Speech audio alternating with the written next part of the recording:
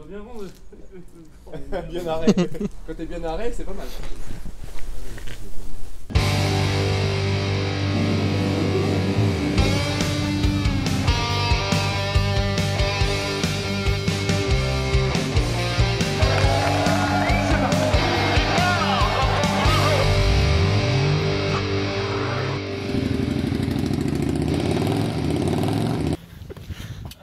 Ok.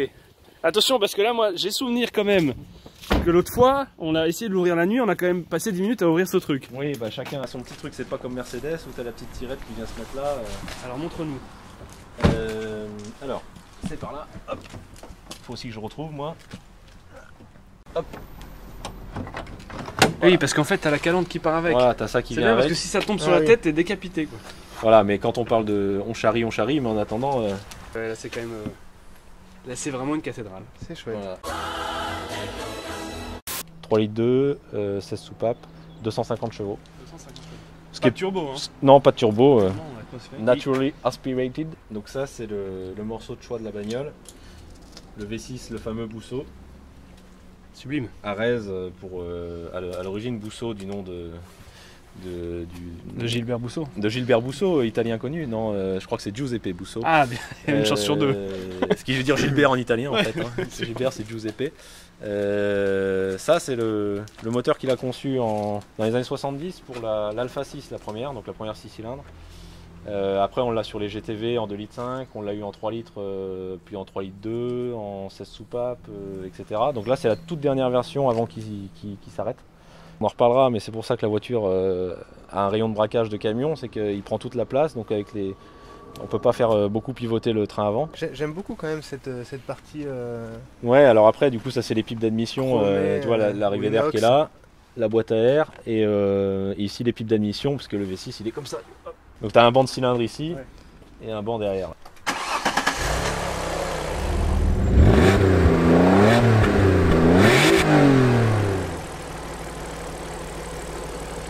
De devant, c'est pas. Hein c'est pas dingue. Non. Ah c'est mieux. C'est un peu le tracteur. Ouais, ça fait un peu Opel Meriva quoi. Ouais. Multiplat quoi. Ouais. Ouais, c'est un peu décevant. Ah, vachement bien, c'est incroyable. Quand même. Ouais, c'est. Et ce qu'on entend, c'est impressionnant. par rapport à beaucoup de moteurs aujourd'hui, en fait, le son que tu entends, c'est le bruit du moteur, c'est pas un bruit d'échappement en fait. C'est un moteur full alliage, donc qui résonne bien. Alors après, on peut continuer dans l'ergonomie italienne. Hein. Ici, aller mettre de l'huile. Si tu veux pas en foutre partout, bah t'as intérêt d'avoir un machin. Mais d'ailleurs, attends. L'autre jour, mais là, tout à l'heure, il n'y avait pas cette couleur là. il y a une petite gougoute peut-être qui est tombée. Attends, c'est pas possible. Mais comment elle aurait pu tomber ici? La voiture est là. Ça va attirer peut-être les amateurs de MX5. Je pense que ça a trop tourné la roue et ça a percé le réservoir. T'as trop quelque chose que j'aime bien aussi là-dessus, c'est la finesse avec laquelle ils ont intégré les lave-phares. Si vous pouvez en parler. Oui, en toute discrétion.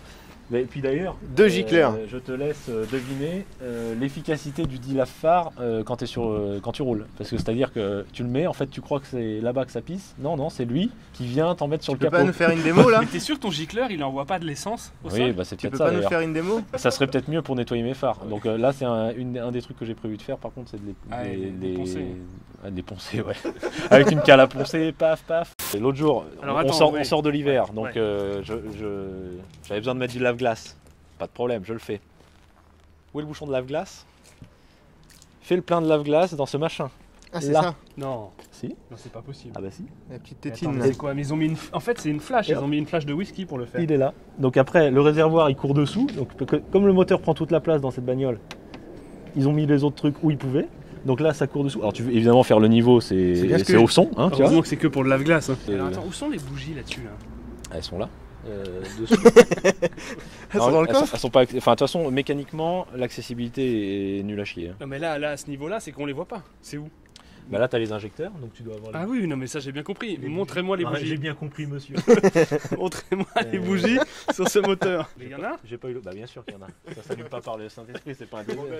Des injecteurs. C'est pas sous ce cache? C'est possible, je sais pas. Non, honnêtement, je me suis pas posé la Tu question. dois taper Après, le démontage. ce qui est sûr, c'est que la distrib qui est là. Ah oui. Ça, c'est l'opération à 1500 boules. Tu trouves toutes les pièces de toute façon. Ouais, c'est encore. Voilà, hein, c'est pas trop cher encore c'est à l'italienne, les pièces. Bah, tu trouves toutes les pièces parce qu'il suffit d'en suivre une autre. Voilà, et puis tu Tu les récupères derrière. Tu quoi. tu prends un peu de Fiat Bravo, un peu de Multipla, un peu de. Voilà.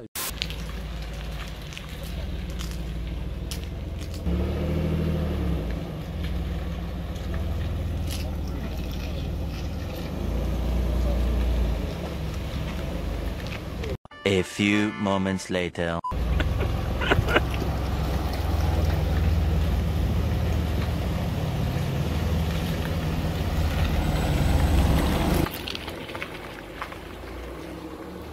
Bon alors du coup raconte-nous un peu les sensations de conduite de cette voiture. Alors après, écoute, franchement, moi j'étais assez agréablement surpris. Ça tient bien la route, c'est collé au sol. Bon, là c'est un peu gras donc on va pas trop avoiner. Mais par contre, ça marche bien, ça tient bien la route. Il y a des bons pneus, des Pirelli, là, des P0 Nero. Donc ça c'est plutôt cool. Elle a un gros défaut ou avantage, c'est que c'est une traction. Donc ça tourne bien. Mais voilà, ça a plutôt tendance au sous-virage plutôt qu'au sur-virage. Il y a du poids à l'avant, quoi. Voilà, il y a du poids à l'avant, le train avant est assez lourd, assez précis, une direction vachement directe. Donc ça c'est cool. Ça a l'air d'être relativement direct comme. Donc en ville il faut faire gaffe. Mais direction. Ça braque pas, on en a déjà un petit peu parlé. Le bruit est sympa. Hein. Ouais.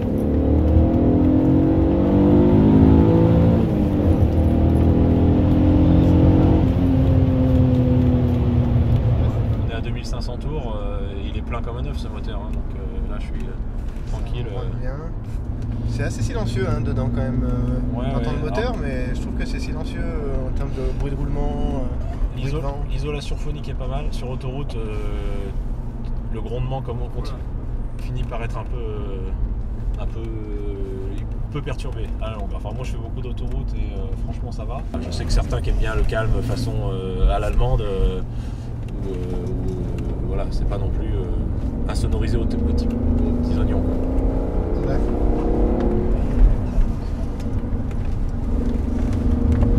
Ouais, ça tient le pavé, même si c'est un peu gras. Tu sens effectivement qu'il y a un peu de poids vers l'avant. Ouais. Ça tire un peu. Les suspensions c'est un bon compromis, elles sont assez rigides pour voilà, t'as une assiette qui est assez stable, t'as pas de roulis, enfin pas trop, pour le poids de la bagnole, mais c'est pas pour autant un truc trop tape-cul quoi. Sinon ouais, niveau sensation de conduite, c'est un vrai rail, ça tient vachement bien la route. Elle propulsion, je pense qu'elle serait magnifique. Arrivederci. Au revoir. Et bon appétit, bien sûr.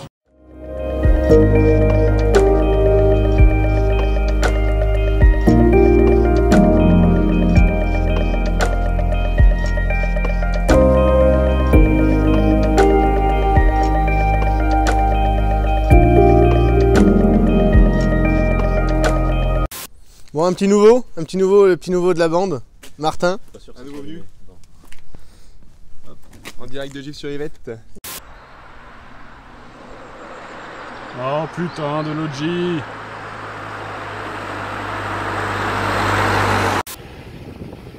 Qu'est-ce qu'il y a là? Qu'est-ce qu'il y a? C'est le canage roumain quoi. Roumanian. Bulgaria. Bulgaria.